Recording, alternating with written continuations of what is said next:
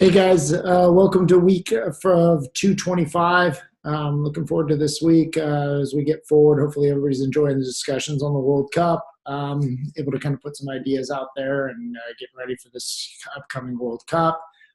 This week, obviously in soccer, EPL's back in session, Champions League, a couple good results. Barcelona and Chelsea tied, so that was in London. That was kind of a surprise result for me. So that was a tie on the books there, and Bayern kind of heavily took care of business for in their game. So a couple of different results from the Champions League. Obviously, some exciting soccer this weekend here today, and then going forward tomorrow as well. So some good soccer going on. We got a couple different things going on this week. We got styles of play. So there's a PowerPoint presentation on just different styles of play, and then there's a couple of different videos that I kind of popped up there. One's on MLS numbers jargon. I thought it was a good video just to explain on what numbers and different roles on the field are.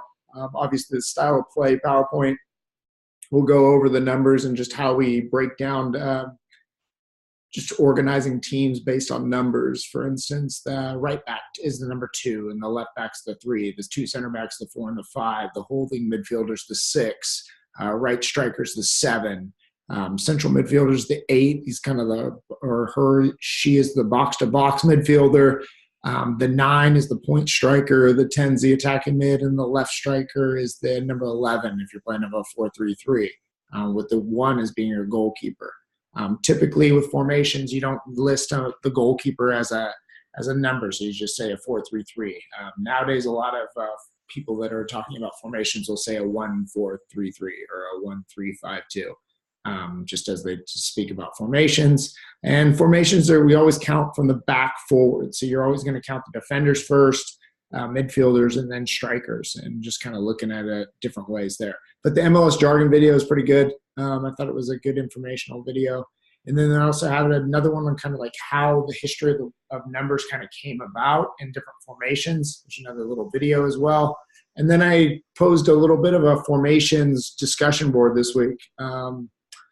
So with the formations lecture, you're able to read about using numbers to identify positions. Do you think this is a good learning tool, or do you think is a better use of more traditional terms? Example, right back, right forward, left back, example into that.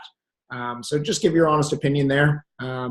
What is your preferred formation? Is it a 4-3-3, 4-4-2, 3-5-2? There's other formations as well, but those are just a couple examples. You could list any of them.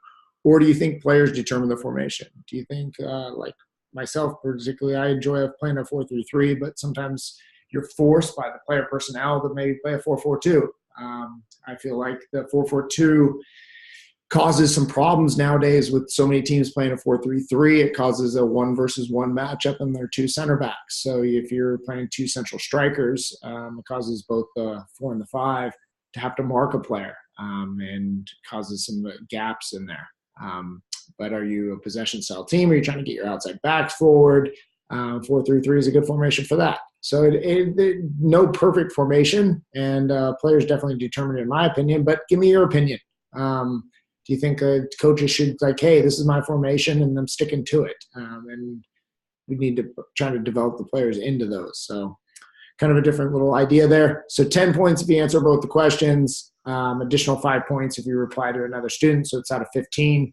And that'll be due on the 8th of March. I kind of kept it open until the 11th.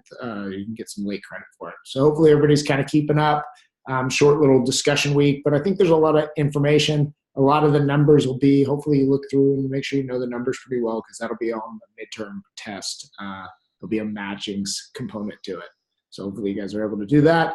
Apart from that, have a great week. Looking forward to looking at your replies and just kind of understanding all that kind of stuff from you guys. If you have any questions, please let me know.